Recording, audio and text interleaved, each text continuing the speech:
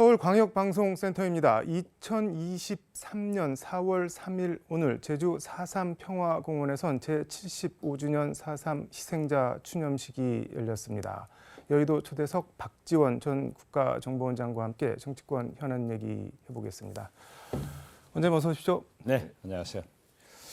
오늘 제75주년 4.3 희생자 추념식이 열렸다는 말 방금 전해 드렸는데 윤석열 대통령은 안 가시고 한덕수 총리가 대신 가셨고 국민의힘에서는 뭐 당대표도 안 가고 원내대표도 안 가고 그랬는데 민주당에서는 뭐 이재명 당대표랑 박홍근 원내대표 등 당 지도부가 다 갔는데 약간 대비가 됐는데 어떻게 보셨나요, 원장님은? 글쎄요, 윤석열 대통령께서 네. 후보 때부터 4.3 사태의 진상규명과 네.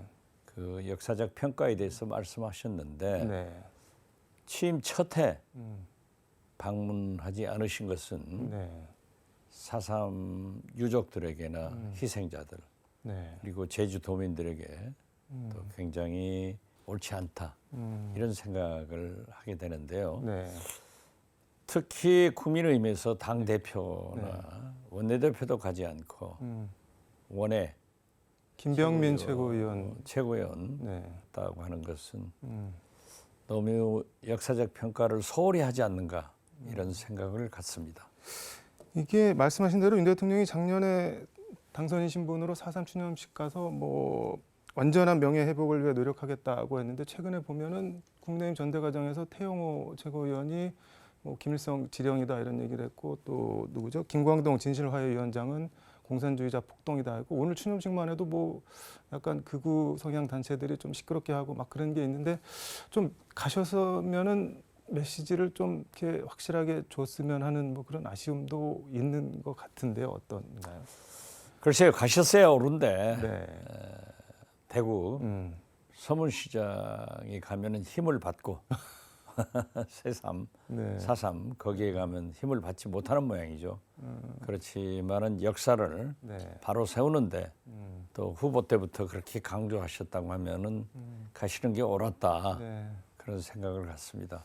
알겠습니다. 12년 만에 미국 국빈 방문 이제 이번 달 말에 미국 가시는데 윤석열 대통령이 이게 한미 정상회담 앞두고 뭐 의전비서관, 외교비서관 날아가더니 이번에는 김성한 국가안보실장까지 뭐 이렇게 그만뒀는데 이거는 뭐 어떻게 보고 계신가요?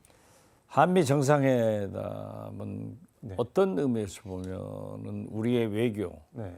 경제 가장 중요한 때 열리는 겁니다. 네. 그런데 한일 정상회담에 이어서 어쩐지 좀 불안하게 생각됩니다. 거기에 뭐 블랙핑크, 레이디 가가의 힘이 그렇게 셌는지 모르지만은 그 공연 때문에 대화가 잘 안 돼가지고 대한민국의 안보실, 네. 실장 등 개편이 되는 걸 보면은 우리 외교의 민낯을 좀 보는 것 같아요. 민낯이라는 건 뭐 어떤 말씀이에요? 아니 그 공연 하나 가지고 외교 안보 라인이 전부 바뀐다고 하는 것은 그만큼 허약하지 않느냐 이런 생각을 갖게 됩니다. 그리고 이제 김성한 안보실장이 물려간 후 어제도 그러한 보도가 있던데요. 김성한 실장이 그 정보 공유를 김태호 1차장과 하지 않고 외교부 관계자들, 즉 의전비서관, 외교비서관만 했기 때문에 그 경질이 됐다라고 하는 것은 결국 흔히 밖에서 얘기하는 대로 김태호 1차장과 권력투쟁에서 밀린 것 아닌가 하는 생각도 하고 특히 이번 공연은 질 바이든 여사가 요구를 했기 때문에 김건희 여사 측에서 뭐가 펑크가 났지 않는가 이런 말도 있어서 그 지금 여의도에 돌아다니는 루머들이 현실적으로 나올 것 같습니다. 아니 근데 이게 저는 이해가 안 되는데 블랙핑크 뭐 공연 한 해 만에 그거 보고 누락 정도를 가지고 제가 이번에 처음 알았는데 의전서열이 국가안보실장이 뭐 국정원장 다음 15위던데 비서실장보다 높던데 이게 날아갈 사안인가요? 어떤 건가요? 글쎄요. 그러니까 그게 네. 외교안보 라인이 우리나라에서 얼마나 중요한 위치에 네. 있습니까? 지금 대북 관계만 해도 엄청나게 어렵고 네. 한일, 미국 그리고 중국 등 네. 이런 외교가 산적돼 있는데 블랙핑크 공연 가지고 쫓겨나 버렸다 하는 것은 참 넌센스죠. 그런데 우리가 대개 보면은 네. 서부 영화에서도 뒤에다 대고는 총을 안 쏩니다. 네. 우리나라도 물러간 사람을 저렇게 매도하는 것은 부관 잠시다 해서 금기하는데 저렇게 뭐 공유를 네. 김태호 차장과 하지 않아서 물러갔다 이런 얘기가 나오는 것은 좀 도덕적으로도 옳지 않다고 생각합니다.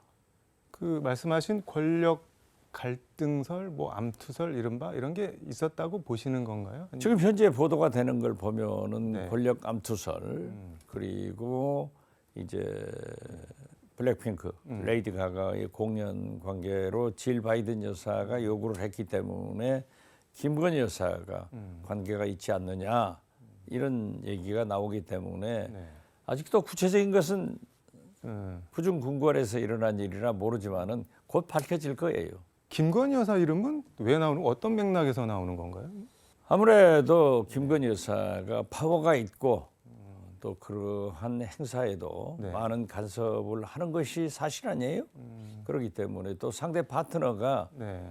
질 바이든 음. 미국의 영부인이라고 하면은 네. 우리 영부인과 그러한 얘기를 했을 것 아니냐 여기에서부터 파생되는 것 같고 혹시 영부인을 무시했기 때문에 네. 그 인사가 이루어졌지 않느냐 이런 얘기도 나오지만은 아직까지 확인된 건 없습니다.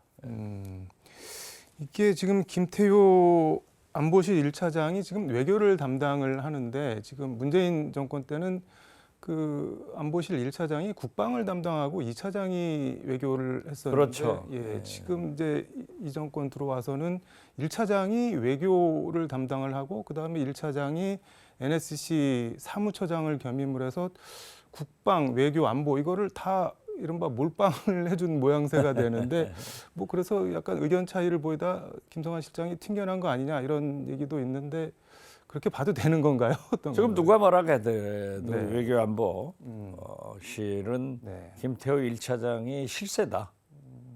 그러니까 네. 지금 김성환 실장이 김태호 1차장과 블랙핑크 공연에 대해서 공유를 하지 않고 외교부 쪽 라인만 네. 공유를 했기 때문에 해임이 됐다. 이런 얘기가 나오잖아요. 예. 그래서 네. 저는 김태호 1차장은 거듭 말씀드리지만 MB 때 그러한 실패를 많이 해서 네. 책임지고 쫓겨난 사람입니다. 그런데 다시 중용해가지고 친일, 친미, 강북 이런 정책을 쓰는 걸 보면은 좀 어려움이 많다 이렇게 봅니다. 지금 김성환 실장이 윤석열 대통령이랑 대광초등학교 동창인데 그 물러난 당일 윤 대통령이 뭐 서울 모처에서 위로 만찬을 밤 늦게까지 해줬다고 하는데 그럴 수도 있는 건데 네. 대통령께서 그렇게 오랜 밤늦도록 네. 시내 모처에서 그러한 식사 행사를 했다 하는 것도 저는 대통령으로서 바람직하지 못하다. 지금 대통령께서 네. 술을 많이 마신다 하는 얘기가 회자되고 있지 않습니까? 그런데 그러한 얘기도 나오는 것은 물론 할 수는 있지만은 꼭 대통령실에서 그러한 것을 밝혀야 되는가? 저는 그 문제에 대해서도 좀 대통령실이 네. 옳게 일을 하지 못하고 있다 이렇게 생각을 합니다. 이거는 그냥 순전히 개인적으로 궁금해서 그러는데 대통령실이나 뭐 관저 이런 데서가 아니라 외부에서 뭐 식사나 저녁 자리 이런 거 하려면은 그 뭐 한참 전에 뭐 경호부터 시작해갖고 다 이렇게 준비를 점검을 하고 그래야 되는 거 아닌가요? 당연히. 그렇죠. 당연히 대통령께서 나가시는 곳은 그렇게 할 수도 있지만은 갑자기 나가시더라도 네. 단골집 있으면 가실 수 있는 거죠 뭐. 알겠습니다. 그 서문시장 얘기 잠깐 하셨는데 뭐 지난 주말 사이 저 대구 서문시장 가서 뭐 삼성 라이온즈 경기 시구도 하고 뭐 시장도 가고 정부가 할 일은 국민을 잘 살게 하는 것이다. 뭐 초심을 기억하겠다 이런 말씀을 하셨는데 그건 어떻게 보셨나요? 그래서 대통령께서 지금 그 한일 군력 외교를 해가지고 지지도가 떨어지니까 네. 아마 좀 힘을 받고 싶으셨던 모양이죠. 그래서 서문시장도 가서 네. 내가 여기 오면 힘을 받는다. 그리고 프로야구도 네.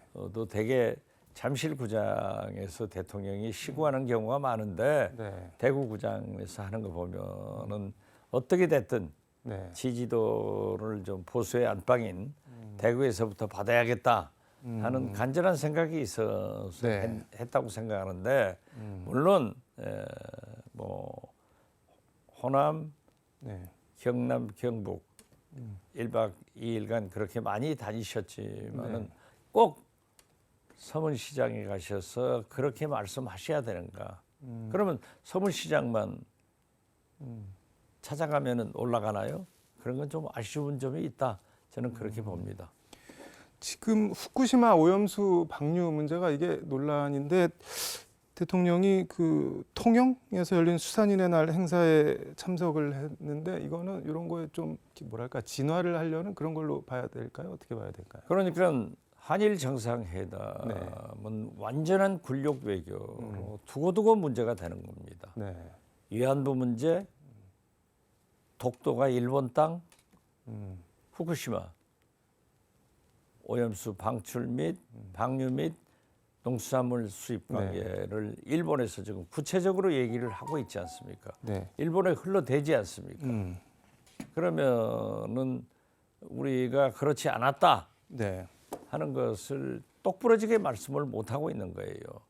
그래서 저는 한일 군력 회담이 결과적으로 청구서가 너무 빨리 날아오기 시작한다. 그러니까 지금 기시다 총리와 악수하자마자 네. 손을 빼면서 결국 윤석열 대통령의 뒤통수를 기시다 총리가 쳐버리는 그런 결과로 나타나고 있다고요. 그래서 저는 명확한 대통령의 입장이 나와야 되고 지금 뭐 7월로 예상됐죠. 네. 기시다 총리의 방한 때 한일 회담을 다시 시작한다는 그런 생각으로 명확하게 정리를 해야 된다. 제가 지금 보면은 기시다 총리는 거의 50%에 가까운 네. 지지도로 상승을 했어요. 그리고 윤석열 대통령은 30% 떨어졌단 말이에요. 네. 이런 게 보면은 일본 국민들이 그 한일 정상회담에 대해서 얼마나 만족하고 있는가. 그리고 우리 국민들은 얼마나 처참하게 생각하고 있는가가 양국 정상의 지지도로 나타나고 있지 않느냐. 저는 그런 걸 봐서 다시 한번 윤석열 대통령께서 새로운 정의를 하셔야 된다. 이렇게 생각합니다. 근데 이게 독도 문제도 그렇고 위안부 문제도 그렇고 후쿠시마 오염수 방류도 그렇고 다 일본 언론을 통해서 일본 정관계 관계자를 통해서 나오는데 우리 정부가 좀 뭐라고 대통령실이 세게 항의 같은 걸 좀 해서 그런 보도가 안 나오게 좀 자제를 해달라고 해야 되는 거 아닌가요? 외교 라인을 통해서나 또는 직접 대통령께서 정상회담에서 나온 얘기라고 보도가 되고 있기 때문에 그러한 말씀을 직접 해명하고 일본 정부에 항의를 하는 것이 국민적 오해를 불식시키는 길이다. 저는 그렇게 봅니다. 아무 말씀 안 하시고 계시고 그러니까 그거를 왜 안 대통령실에서만 하실까요? 우리 언론을 믿느냐 일본 언론을 믿느냐 우리 정부 발표를 믿느냐 일본 정부를 발표를 믿느냐 마치 그런 식으로 한다고 하면은 우리 입장이 뭐예요? 근데 왜 그걸 직접 안 하실까요? 그 대통령실에서도 글쎄 그렇고. 안 하시고 계시니까 예. 저도 의심을 하는 거예요. 그리고 NHK가 네. 위안부 문제나 독도는 일본 땅이다라고 했는데 네. NHK가 그렇게 신뢰가 없는 언론이냐 이거죠. 네. 물론 교도통신에서는 스가 네. 전 총리하고 면담하면서 그 얘기를 했다 하면은 스가 총리는 그러한 얘기를 하셨기 때문에 교도통신이 보도했잖아요. 네. 그러면 우리 대통령께서 명확하게 정리를 해줘야 된다 이거죠. 최소한 독도는 일본 땅, 위안부 문제, 후쿠시마 오염수 문제는 대통령이 직접 기자회견이라도 해서 그렇지 않다 하고 일본 언론은 물론 일본 정부에 항의하는 모습을 보이지 않고는 국민들이 믿겠어요? 국민의힘 얘기 해보겠습니다. 전광훈 목사가 우파 천하 통일했다. 김재원 최고위원 발언이 불똥이 지금 좀 뭐 이상한 대로 튀는 것 같은데 이게 김재원 최고위원을 공격하는 사람을 향해서 전광훈 목사가 총선 주지 마라, 다 잘라버려라 이런 말을 했는데 그거 혹시 들으셨나요? 보셨나요? 저도 봤어요. 그거 어떻게 보셨나요? 그것만 보더라도 네. 전광훈 목사가 실질적으로 국민의힘의 배후 세력이다. 그리고 지난 전당대회나 네. 앞으로 총선에도 전광훈 목사의 공천, 네. 영향력이 굉장히 클 것 같아요. 그렇기 때문에 홍준표 대구시장이 네. 전광훈 목사를 신봉하는 네. 그러한 당원들은 그리 가라. 이렇게 하는 것은 전광훈 목사의 그러한 무소불위의 태도에 대해서는 국민들이 홍준표 시장이 옳다 그런 말씀을 할 것 같아요. 근데 전광훈 목사가 실질적으로 그런 정도의 뭐랄까 힘 같은 게 있을까요? 그냥? 그렇지 않고는 제가 처음에도 얘기를 했습니다만은 이준석 전 대표는 네. 징계를 했잖아요. 네. 그리고 김재원 네. 최고위원에 대해서는 징계를 못 한다고요. 그때 제가 그랬어요. 절대 징계 못 할 거다. 왜냐하면 전광훈 목사의 네. 힘이 파워가 너무 크기 때문에 거기 눈치를 보지 않을 수 없을 것이다. 이렇게 했잖아요. 그런데 전광훈 목사님도 그렇죠. 아니 김기현 대표부터 네. 누구 하나 그 집회에 와서 연설을 안 한 사람이 누구냐? 내가 공천 자르겠다. 잘라야 된다. 심판하겠다. 네. 이러면은 그 힘이 너무 크기 때문에 국민의힘 지도부는 물론 의원들도 눈치를 보고 있지 않는가 저는 그렇게 봅니다. 김기현 대표가 김재원 최고 징계를 못하거나 안 하는 거는 전광훈 목사 힘 때문이 아니라 윤석열 대통령 뭐 이른바 친윤으로 분류가 돼서 그러는 거 아닐까요? 글쎄요. 아무리 친윤이래도 네. 지금 현재 그것 때문에 얼마나 많은 국민적 네. 그런 비난이 있고 또 전광훈 목사님에 대해서는 네. 기독교계에서도 상당한 문제가 있지 않습니까? 네. 그리고 목사님이 그렇게 아무리 하나님의 말씀을 따라서 한다고 하지만은 하나님도 그렇게 욕설, 정치에 개입하는 것을 영적 지시는 하지 않을 것으로 봅니다. 홍준표 대구시장이 언론 인터뷰에서 김기현 대표 자기 소신과 철학, 카리스마가 없다 그러면서 뭐 김재원 최고가 친윤이어서 징계를 못하면은 그 차라리 대표 안 하는 게 낫다, 뭐 그만두는 게 낫다 이런 취지로 얘기를 했는데 징계를 해야 된다고 보시나요? 어떻게 뭐 보세요? 제가 당내 문제, 남은 당내 문제에서 대해서 징계 여부를 떠나서 하지만은 네. 그러한 것은 국민들에게 준 영향이 굉장히 크기 때문에 합당한 조치를 하는 것이 원칙 아닌가 이런 생각을 하면서 역시 네. 홍준표 시장답게 옳은 얘기를 했다. 저는 그렇게 생각을 합니다. 알겠습니다. 오늘 말씀 여기까지 듣도록 하겠습니다. 고맙습니다. 네, 감사합니다. 지금까지 서울광역방송센터에서 박지원 전 국정원장과 함께 전해드렸습니다.